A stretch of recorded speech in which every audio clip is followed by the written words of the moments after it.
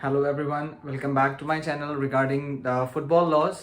ऐसे कि जो कि हम लोग पहले भी फुटबॉल लॉज के बारे में 2 वीडियोस बना चुके हैं, देख चुके होंगे आप लोग, आई होप सो। अब इसके बाद नया टॉपिक आगे का इसी में कंटिन्यू कर रहे हैं, जो कि बोर्ड एग्जामिनेशंस में इससे रिलेटेड क्वेश्चंस बहुत पूछे जाते हैं। For example in class 10th और इन क्लास 12th दोनों का पैटर्न अलग है। अभी बोर्ड्स का पैटर्न भी कुछ चेंजेस हुए हैं, उसमें ऑब्जेक्टिव्स भी क्वेश्चन इंक्लूड किए गए हैं, तो हो सकता है उससे रिलेटेड भी कुछ पार्ट इसमें आ जाए।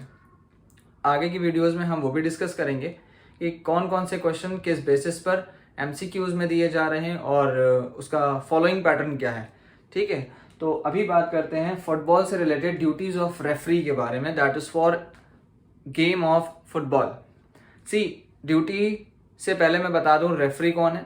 The referee is the incharge who is controlling the match, और उसके अलावा होते हैं 2 assistant referees, those who are standing aside on the side lines, जो साइड लाइन कह लें या टच लाइन कह लें, उनके जस्ट बाहर खड़े होते हैं, so that they can move around on the touch line and they can observe the matches along with the main referee. So the first one is that is he एनफोर्सेस the rules. देखिए, duty में सबसे पहला काम है कि हमें law को बताना है। सो लॉ बताएगा कौन? भाई जिन्होंने लॉ बनाया है, दैट इज द बोर्ड्स। तो बोर्ड जब लॉ तैयार कर रहे होते हैं, वो सारे लॉज जो हैं वो ऑफिशियल्स के पास जाते हैं, means the referees, the people those who are officiating on the ground. So अब इनके बाद यही रूल्स और रेगुलेशंस अकॉर्डिंग टू ऑर्गेनाइजेशन ये बच्चों को बताएंगे कि किस तरह से मैचेस खेलना है, what will be the time duration and what will be the law for the substitution and regarding the remaining things. तो ये सारी चीजें कौन बताता है? रेफरी। फिर दूसरा लॉ है that he controls the match with assistant referee. Sometimes, कभी कभी ऐसा होता है कि कोई ऐसा मिसहैपनिंग हो जाए, कोई मिसकंसेप्शन हो जाता है, या फील्ड में कोई प्रॉब्लम आती है जिसकी वजह से ऑब्जर्वेशन रेफरी का क्लियर नहीं होता। सो जो 2 साइड रेफरीज मूव कर रहे हैं वो क्लियरली ऑब्जर्व कर सकते हैं और वो उन्हीं के जरिए अपना डिसीजन देते हैं। Means the referee is giving sometimes the decision on the basis of the assistant referees those who are assisting them. The third one is that he ensures the ball meets the requirements. अब यहां पर meets the requirement का मतलब ये है कि as per the law जो ball की कंडीशन और स्पेसिफिकेशन होनी चाहिए, that should be followed by the organizations when the football game is to be played. So as per requirement कि उसका वेट कितना होना चाहिए, एयर प्रेशर कितना होना चाहिए और उसका सरकमफ्रेंस कितना होना चाहिए। अगर बॉल अनस्पेसिफिक लगती है रेफरीज को तो वो ऑब्जेक्ट कर सकते हैं ऑर्गेनाइजेशन से और उसको चेंज कर सकते हैं। समटाइम्स अगर कभी फुटबॉल प्लेयर्स भी ऑब्जेक्शन करते हैं तो रेफरी का काम है कि उसे चेक कराना और फिर उसके बाद अगर जरूरत लगती है तो उसे चेंज कराना। So the ball meets the requirement. Along with this the players equipments shall also be meeting the requirements the laws. तो जो प्लेयर्स के ड्रेसअप होता है वो भी फुटबॉल के लॉ के अकॉर्डिंग होना चाहिए। Means the football players have to dress up the same jerseys and the same shorts. The remaining 10 players will be looks the same and the goalkeeper looks the odd one because he is the goalkeeper। तो उसकी जो थोड़ी Jersey होती है वो उसका थोड़ा colour अलग होता है, बाकी बच्चे जो 10 प्लेयर होते हैं उनका कलर सेम होता है, ताकि हम उन्हें आइडेंटिफाई कर सकें that who will be the goalkeeper and who are the rest of the players. तो इसमें प्लेयर्स के इक्विपमेंट में कोई खास चीज बॉडी पे नहीं होनी चाहिए, जैसे कि उनकी wrist watch, any of the bracelet और any of the earrings, any of the other bands, या नाखून भी बड़े नहीं होने चाहिए, नेल्स बड़े नहीं होने चाहिए, and the proper shoes means that is the studs we call football studs. along with that the long socks which is having inside a shin guards। आपने शिन गार्ड देखा होगा जो हमारी शिन बोन पर पहना जाता है। It looks like a bone covering up the Shin. तो इस तरीके से कुछ एक गार्ड होता है जो हमारी शिन बोन पे पहना जाएगा, ठीक है, ताकि हमारी बोन, शिन बोन प्रोटेक्टेड रहे, खेलने के टाइम इंजरीज ना हो। तो ये सारे इक्विपमेंट्स हैं जो प्लेयर्स के होने चाहिए मौजूद, वो यहाँ पे दिखाई देंगे। Next is he acts as a time keeper and keeps record of the match. इनका काम क्या है?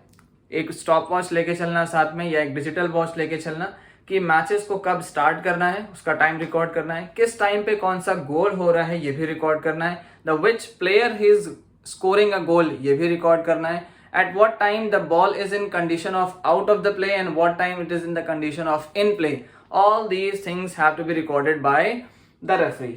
So that is why he is called as a timekeeper and he keeps record of the matches. ये उसकी duty है. Next one is he stops, suspend and terminate the match for any infringement. वो match में कभी भी according to situation match को रोक सकते हैं. मतलब उनकी ऐसी भी मर्जी नहीं है कि भाई मेरी मर्जी है, मैं चाहूँ खिलाऊं, मैं चाहूँ ना खिलाऊं. So this is not sort of thing.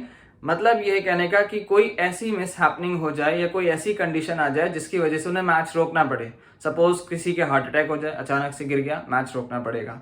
Suppose कोई इंजरी हो गई, एक दूसरे प्लेयर लड़ रहे हैं आपस में, या कोई किसी ना किसी गलती से इंजरी हो गई, तो सीरियस इंजरी है तो मैच को रोकना पड़ेगा. So he can stop at the time, suspend any of the player if he is commencing any of the serious foul at the second time. एक बार अगर उसने कमेंस कर दिया है, हो सकता है कि हम डायरेक्टली उसको सस्पेंड भी कर दें प्लेयर को, या हो सकता है उसको वार्निंग कार्ड दे करके लीव भी कर दें.